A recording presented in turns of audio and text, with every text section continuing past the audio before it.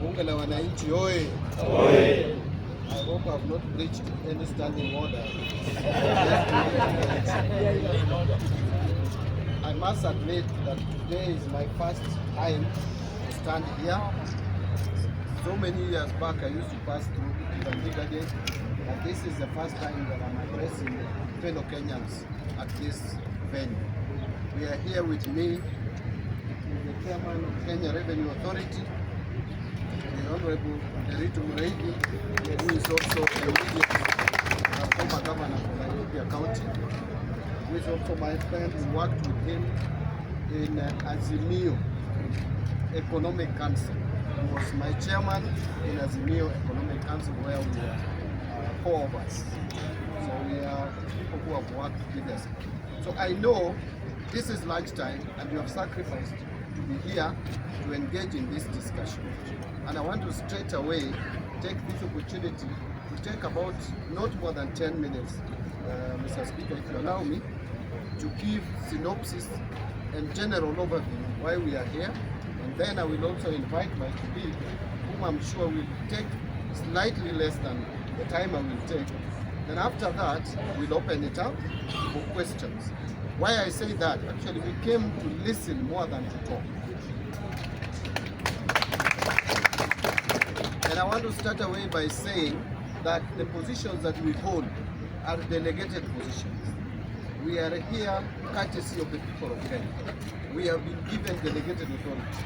If it were possible, all Kenyans would be at the National Treasury signing documents and approving budget or preparing budget.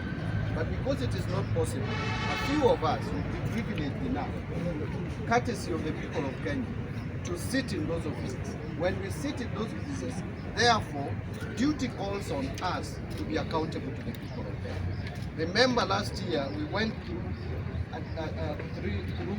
in this country something we have never experienced before. We almost had a civil unrest in this country.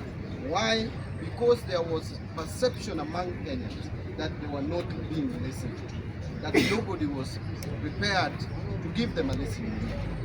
We must do things differently. We must learn. We have learned.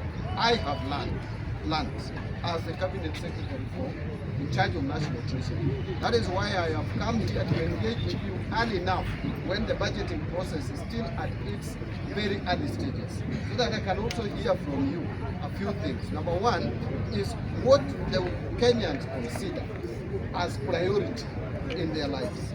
That is very important for us to inform the budgeting process. Number two is what are some of the challenges, especially in terms of taxation and tax measures.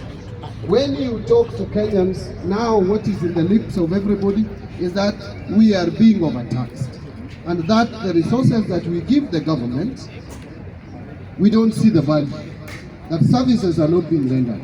I want to engage you today to listen and hear from you. Apart from the challenges, apart from the problem, what do you believe would be the solutions to some of the challenges that we face as a country? Let me just take 2 or 3 minutes to break down a few things. When this government took over in 2022, there were a lot of challenges. One of them, and which is very critical, is the issue of public debt and the debt servicing costs.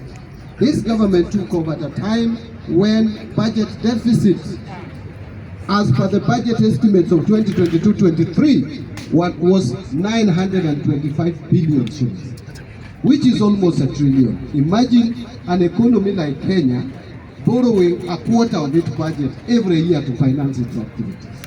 Number two, this government took over when already the government was showing signs of defaulting in paying Eurobond. I'm sure you are aware of this, which almost caused economic meltdown in this country. The shilling traded to 160 per dollar because of the signals that was sent to the economy that the government was going to default. And the window had been closed at that time. So that default, even though we avoided it, we must make sure, because going forward, Some of you have heard me mention that Kenya, we will only have a breathing space between 2034 and 2048. Why do I say so? Because in 2027, there is going to be a Eurobond of 900 million to be paid in May, on May 22nd. That is the deadline. The following year, 2028, in February, 9 months later, we are paying another Eurobond, 1 billion, which was taken so many years back. Then, that is 2028. 2029 is 1.2. Then 2031, we have 1.5. And then 2034, we have another 1.2. So the only time that we don't have Eurobond to repay is between 2034 and 2048. As a country, if we are responsible in managing our finances, we cannot wait until 2027 to be able to retire or pay some of these debts. If we do so, it will send a wrong signal to the economy, and we will be back to where we were early last year. Let me